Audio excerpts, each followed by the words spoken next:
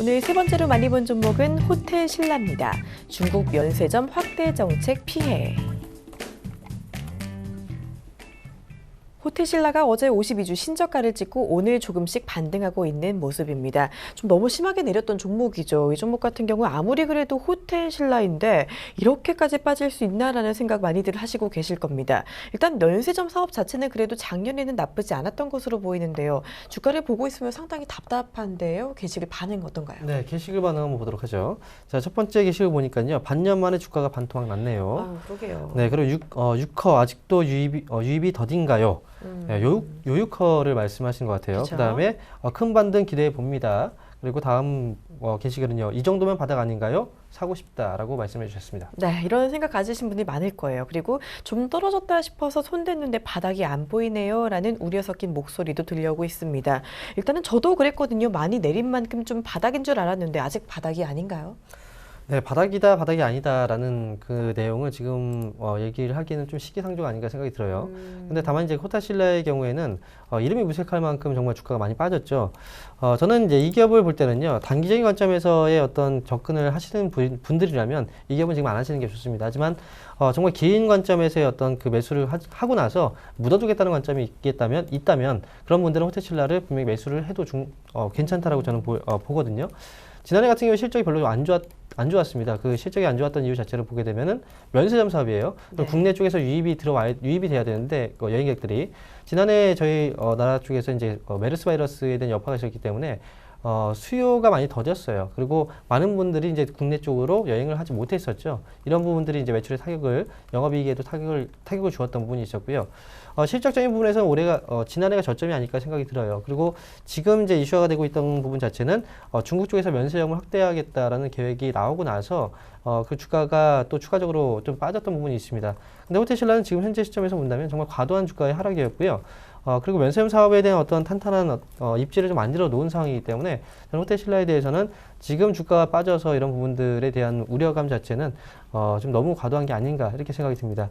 그리고 지금 아마도 이제 호텔신라 쪽에서 이렇게 밀어냈던 부분 자체는 공매도 쪽에 대한 어떤 그 세력적인 움직임이 좀 분명히 있었던 부분도 있었기 때문에 제가 볼 때는 호텔신라는 중장기 관점에서의 투자 포인트를 잡으시는 분들에게는 매력적인 관점으로 우리가 보시는 게 좋은 자리로 보실 수도 있다 이렇게 말씀을 드릴 수가 있겠습니다.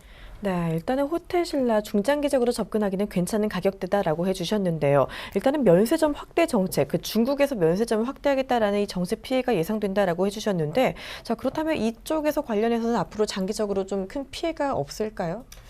일단 지금 중국 쪽에서 면세점을 사업을 개시하겠다라고 얘기를 많이 했고, 그에 따라서 이제 어떻게 보면 호텔신라와 면세점 관련주들에 대한 어떤 타격이 또 예상이 된다라는 부분도 있는데요.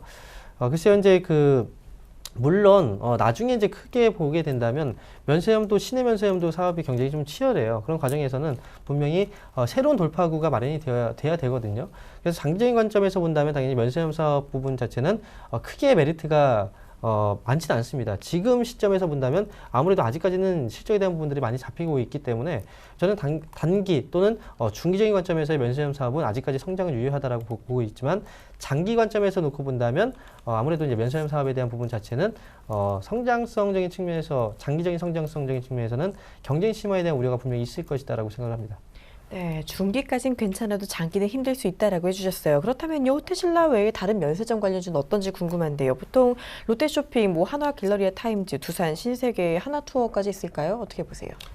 지금 나머지 종목들도 역시 마찬가지예요. 두산이라든지 이제 하나 갤러리아 타임월드 나머지 주가의 흐름 자체도 많이 좀 빠져 있는 상황이거든요. 네. 그다음에 두산, 그다음에 하나 갤러리아 타임월드.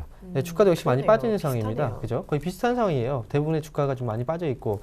그런데 이제 과거에도 사실 이렇게 규제라든지 아니면 어떤 새로운 경쟁 업체들의 출몰로 인해서 주가가 흔들리는 경우들이 많이 있습니다. 이런 종목들의 경우에는. 하지만 지금 면세점 사업도 역시 마찬가지고 중국 시장을 놓고 본다면 중국뿐만 아니라 사실 이제 일본 시장도 역시 마찬가지거든요. 네. 과거에는 일본 쪽에서의 일본의 관광객들의 수요가 훨씬 더 많았었어요. 근데 지금 중국 같은 경우에 그 관광객에 대한 어떤 중국의 경제 성장을 많이 일으켰기 때문에 중국 관광객 쪽에서의 매출 비중이 많이 높아진 상황이죠. 근데 제가 이렇게 생각합니다. 지금 중국 쪽에서의 어떤 매출 둔화가 우려가 된다면 최근에 이제 엔고 현상들이 많이 발생되지 않았습니까? 그렇죠. 엔화 가치가 많이 올라가게 된다면 당연히 국내 쪽으로 일본 여행객들이 많이 몰려오게 됩니다. 네. 그래서 이런 수혜가 어느 정도 상쇄시켜주는 부분도 분명히 있어요. 그래서 이런 부분이 향후에 지금 단기적으로는 중국 쪽을 바라보고 있겠지만 앞으로 실적에 대한 부분을 오픈했을 때 일본 쪽에서의 관광객 수가 증가하면서 매출이 또 오히려 늘어날 수 있습니다. 그렇게 되면 주가가 다시 한번 재평가가 이루어지는 자리도 분명히 나오지 않을까. 그래서 지금 면세점 관련주들 많이 낮게 깔려 있는데요. 관심은 분명히 가질 필요가 있겠다 이렇게 말씀드립니다. 네, 면세점 관련주들 N고수에 기대된다라는 이야기까지 들어봤습니다. 종목 궁금증 이렇게 모두 풀어봤고요. 이제 시청자 궁금증 풀어드리는 시청자 Y 이어갈게요.